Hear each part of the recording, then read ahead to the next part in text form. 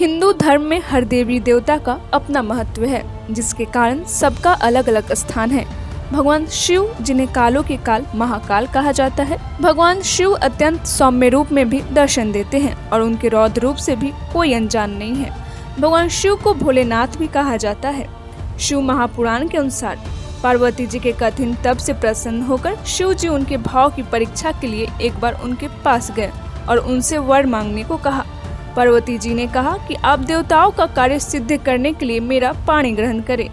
आप भिक्षुक बनकर मेरे पिता के पास जाइए और अपना उत्तम यश प्रकट करते हुए मुझे उनसे मांगे। पार्वती जी के इस प्रकार कहने पर भगवान शिव ने कहा, ऐसा ही हो। इसके बाद पार्वती जी तप समाप्त करके अपनी सखियों के साथ पिता के घर चली गईं और भगवान शिव कैलाश चले गए।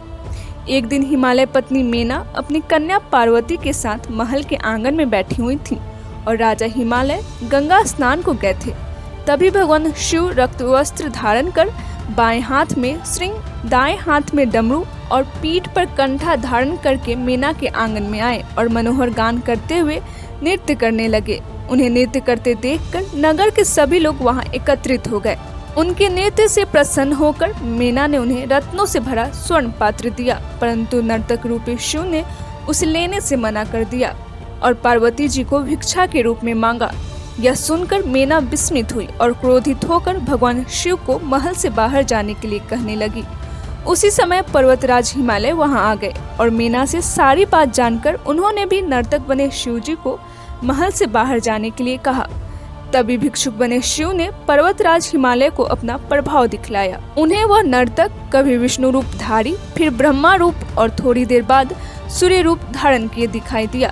फिर वह परम तेजस्वी रूप धारण कर पार्वती जी के साथ मनोहर परिहास करते हुए दिखाई दिए। यह देखकर पर्वतराज हिमालय और मेना आश्चर्यचकित हो गए। भिक्षुक ने उनसे पार्वती जी को ही भिक्षा में मांगा और अंतर्ध्यान हो गए।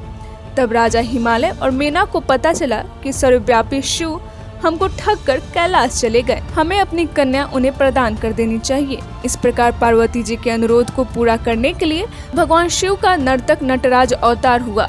नटराज शिव के दाएं हाथ में रजोगुण का प्रतीक डमरू है, जो समस्त जीव जगत की सृष्टि करता है, और दूसरे दाएं हाथ अभय मुद्रा रहता है। उनके एक बाएं हाथ में तमोगुण की प्रतीक अग्नि है, जिसे वो मानवीय आत्मा के बंधनों का संहार करते हैं, और दूसरे बाएं हाथ में संकेत मुद्रा रहता है। उनका एक चरण भूमि पर पेट के बल लेटे हुए पुरुष के पीठ पर रहता है, जिससे वे माया, मोह और अविद्या को दबाए रहते हैं, और दूसरे उठे हुए पैर के संकटों से त्रस्त प्राणियों को मुक्ति देते हैं। आकाश उनका शरीर है, दिशाएं उनकी भुजाएं हैं, और भुजाओं पर लिपटा हुआ सर्प काल का प्रतीक है। सूर्य, चंद्र और अग्नि उनके तीनों नेत्र हैं। उनके तृतीय नेत्र के खुलने से ही काल भस्म हो गया था। नटराज शिव के सर्वांग में भस्म का आलेपन है।